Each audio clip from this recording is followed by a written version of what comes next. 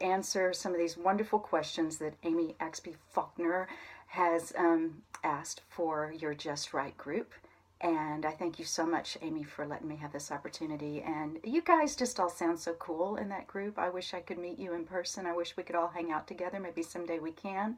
But for right now, this is a little intro to me. I am an author of 5 books. The latest one is just coming out, Annabelle, A Ghostly Texas Tale. And Amy has asked a few questions just about my writing life and what that's like and how I make that work and what helps, what doesn't, all that kind of stuff. And I know that all of you guys out there are in many different phases of your writing journey. Maybe you're just beginning, maybe you have several books published, maybe you have several different hats you wear and you write. I don't know, but hopefully some of what I share here will help you. So here we go. Question number 1. What inspired you to be a writer? All the time when I was growing up, I really enjoyed just losing myself in a book.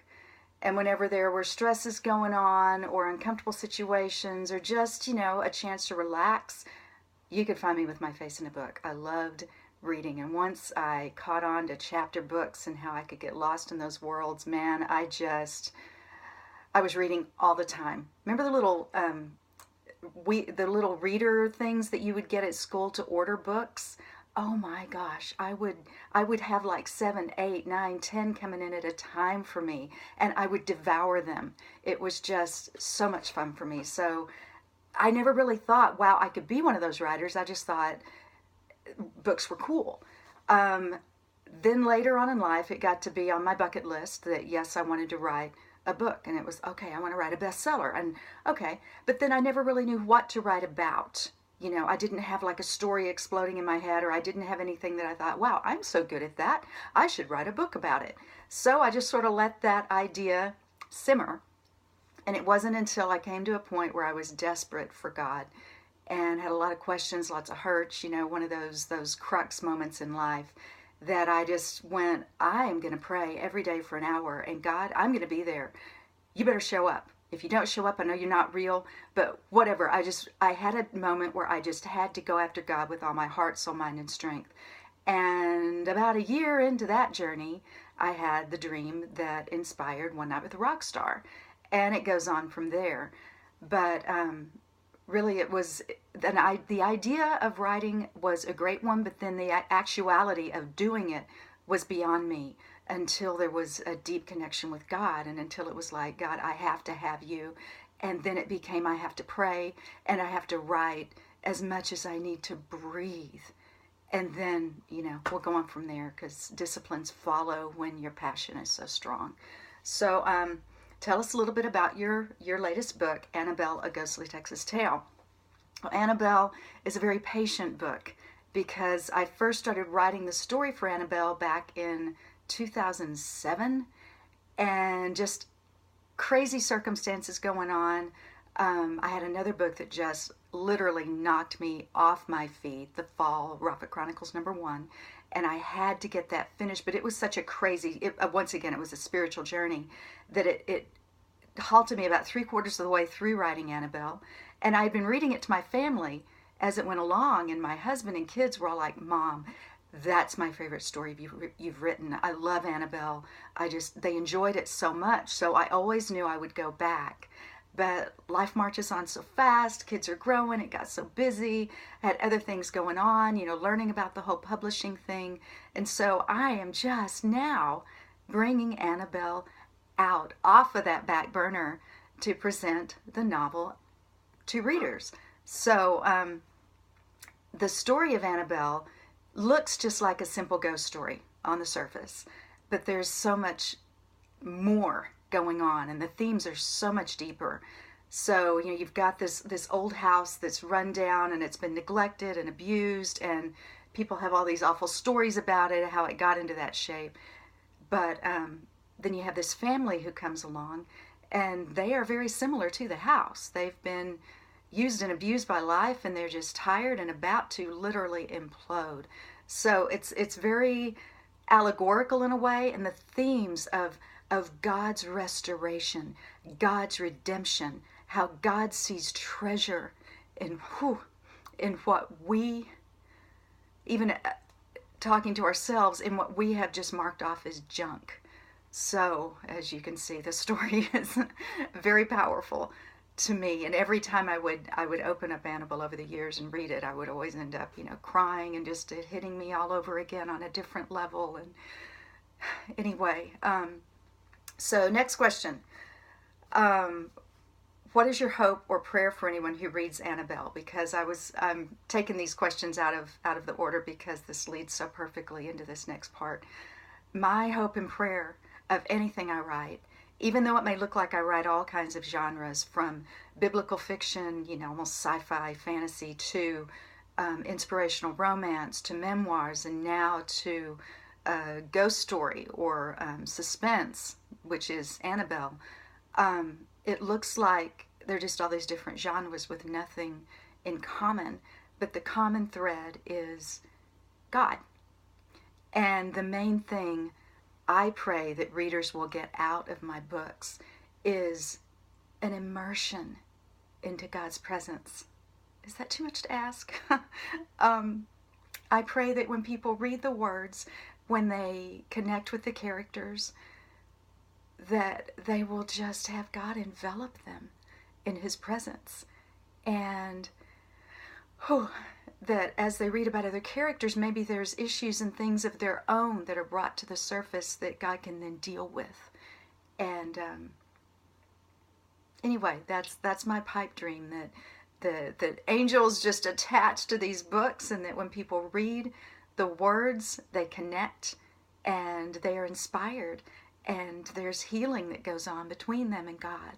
And they know beyond a shadow of a doubt that God is love and He loves them. So there's the common goal in anything I write, that people would know Him. So what's it like to be a writer and a mom and a homeschooler and run an online jewelry business and work in the prayer ministry at church? How do you juggle it all and stay filled so that you have something to give? How do I juggle it all? Do I juggle it all? I'm not sure I do it all well. Most of the time, I have sort of too high of expectations for myself. That's something I deal with. And no matter what I do, no matter what I accomplish, my inner dialogue can tend to be, yes, but you should have been doing this, and why didn't you do that? And look at what that laundry did while you were working on your book, and look at what you haven't got fixed for dinner. Because there's kind of this self-flogging thing that can go on, and I'm just being straight with you.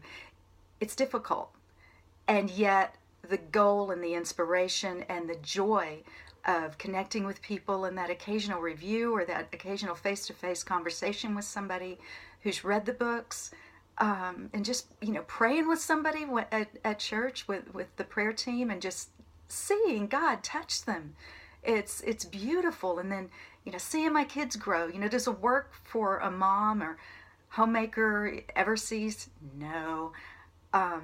So pretty much everything I do in my life, I never reach a finish line. There's always more to be done. So my goal has been to try to make myself stop and breathe and say, thank you, God, for each little victory. So I don't ignore those little mountaintop moments. And that will energize me to go on and do the rest of everything, so that there is balance, even though there's so many plates spinning and so many things that maybe I even drop every now and then. I mean, I certainly screw up like anybody else. And then I can tend to flog myself about what I did wrong instead of focusing on what went right. So that's where it's a wonderful thing that I can go to God. Well, first off, He's always there.